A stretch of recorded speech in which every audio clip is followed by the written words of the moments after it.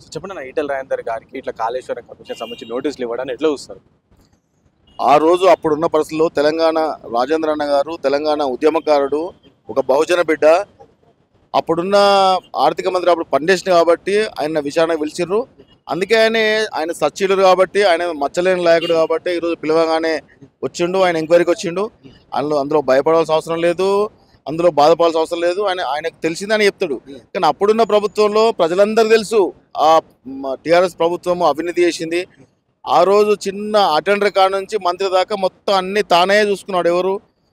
అప్పటి ముఖ్యమంత్రి. మొత్తము కాళేశ్వరం కడుతుంటే అక్కడ సీసీ కెమెరాలు పెట్టుకొని ఇంట్లో రూమ్లో కూర్చొని చూసుకొని ఆయననే ఇంజనీరు, ఆయననే సీఎం, ఆయననే ఆర్థిక మంత్రి, A to Z ఐఏఎస్ చేసే పని కూడా ఆయన చేసిండు, ఆఫీసర్లు చేసే పని కూడా ఆయన చేసిండు. కాబట్టి ఆయన ఏదున్నా అది ముఖ్యమంత్రి ఆయన భాగస్వామ్యం ఉంటుంది తప్ప ఆ రోజు మంత్రిగా, ఫైనాన్స్ మంత్రిగా చేసిన రాజేంద్రన్న పాత్ర ఏమున్నది. ఆయన ఒక మచ్చలేని నాయకుడు రాజేంద్రన్న గురించి తెలంగాణ ప్రజలందరూ తెలుసు.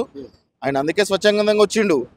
వాళ్ళు భయపడుతున్నారు కాబట్టి వాళ్ళు 4 సార్లు పోస్ట్ పోన్ చేసుకుంటారు. పిలవంగానే రాజేంద్రన్న వచ్చిండు. అంటే ఇటు కాంగ్రెస్ పార్టీ నాయకులు చెప్తారు. సో మొన్న రీసెంట్ గా హరీష్ రావుని కలిసి మాట్లాడుకున్నారు, ఫామ్ హౌస్కి వెళ్ళి అన్ని మాట్లాడేసుకున్నారు, డీలింగ్ కూడా ఫిక్స్ అయింది అని చెప్పి మొన్న రీసెంట్ గా కాంగ్రెస్ పార్టీ నాయకులు మహేష్ కుమార్ గౌడ్ కూడా వ్యాఖ్యలు చేశారు. అట్లాంటి అవసరం లేదు.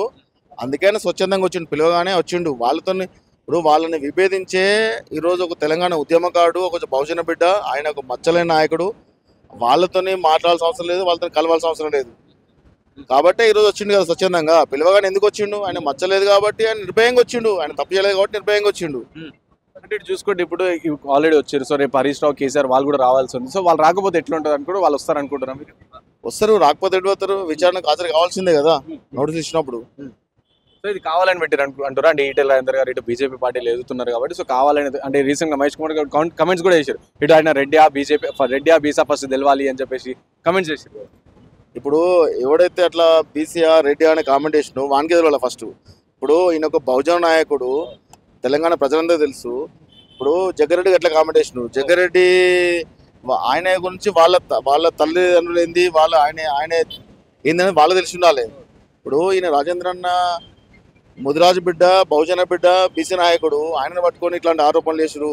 ఆయన మచ్చలేసురు. ఆయన పార్టీ ఎదుగుతుంది. రేపు రాజేంద్రన్నకు నాయకత్వం ఇస్తే రేపు రాజేంద్రన్న ఈ తెలంగాణ రాష్ట్రానికి భారతీయ జనతా పార్టీ అధ్యక్షుడు అయితే ఈరోజు భారతీయ జనతా పార్టీ అధికారంలోకి వస్తుందో ఈరోజు ప్రజలందరూ కాంగ్రెస్ను చిత్కరించుకుంటారు. ఎందుకంటే కాంగ్రెస్ అంటేనే అవినీతి అంటే కాంగ్రెస్.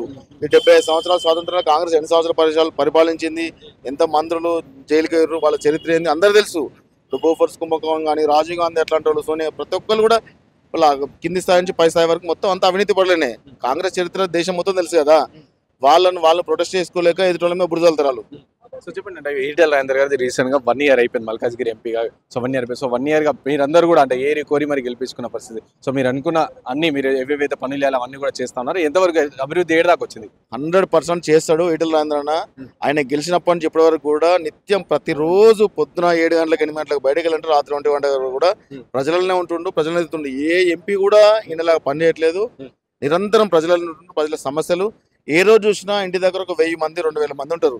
అంటే ప్రజల మమేకమైంది కాబట్టి అంతమంది వస్తారు. ఏ మంత్రి దగ్గర కోరు. ఇప్పుడు ఈ కాంగ్రెస్ వాళ్ళు అంటారు కదా, ఏ మంత్రి దగ్గర ఏ ఎమ్మెల్యే దగ్గర ఉంటారు. అట్లా జనాలు ఒక్కసారి చూస్తే తెలుస్తుంది రాజేంద్ర ఇంటి దగ్గర ఎట్లా ఉంటుంది అనేది.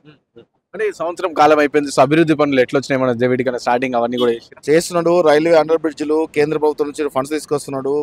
బ్రిడ్జిలు కానీ ఆయన శాయశక్తుల ఆయన అభివృద్ధి చేస్తున్నాడు, చేశారు కూడా.